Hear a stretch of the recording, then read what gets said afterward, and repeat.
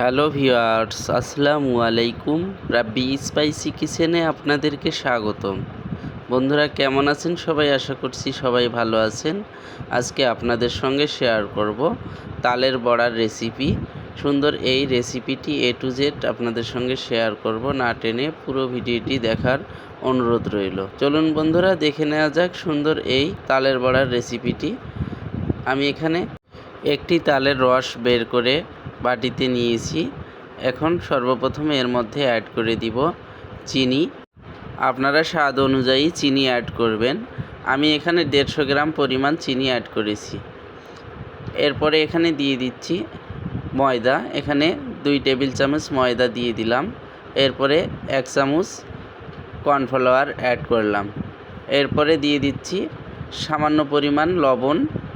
এরপরে এখানে অ্যাড করে দিচ্ছি সামান্য পরিমাণ খাওয়ার সোডা এবং সবার শেষে অ্যাড করে দিব নারকেল। এখানে 100 গ্রাম পরিমাণ নারকেল আমি অ্যাড করলাম। নারকেলটাকে কুড়িয়ে নিয়েছিলাম, সেটাকে অ্যাড করে সমস্ত উপকরণ এখন ভালোভাবে মিক্সচার করে নিতে হবে।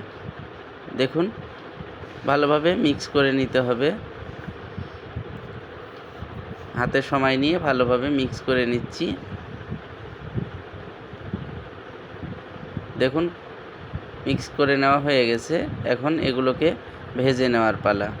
চলুন এখন দেখে নেওয়া যাক কিভাবে এই বড়াগুলো ভেজে নেওয়া যায়। চুলাতে কড়াই উঠিয়ে তেল দিয়ে দিয়েছি, সয়াবিন তেল। তেলটি গরম হয়ে আসলে বড়াগুলোকে ছেড়ে দিব। দেখুন, তেল গরম হয়ে এসেছে। ছোট ছোট করে বড়াগুলোকে ছেড়ে দিচ্ছি। কড়াইয়ের চতুর সাইড দিয়ে ছেড়ে দিচ্ছি। দেখুন, হাত দিয়ে ছোট ছোট করে শেপ দিয়ে নিচ্ছি।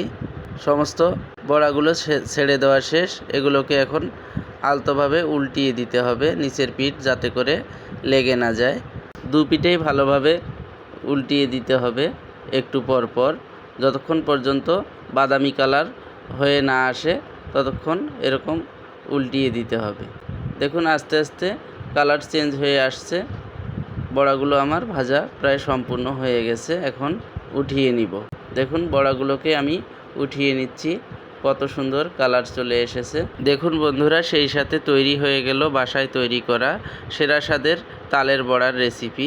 A to Z রেসিপিটি আপনাদের সঙ্গে শেয়ার করলাম। কেমন হলো অবশ্যই কমেন্ট করে জানাবেন।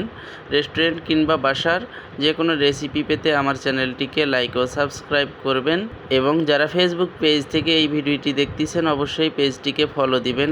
ভিডিওতে লাইক কমেন্ট শেয়ার করে পাশে থাকবেন। ভালো থাকবেন, সুস্থ থাকবেন। আবারও দেখা হবে নতুন কোনো এক রেসিপি নিয়ে। আসসালামু আলাইকুম।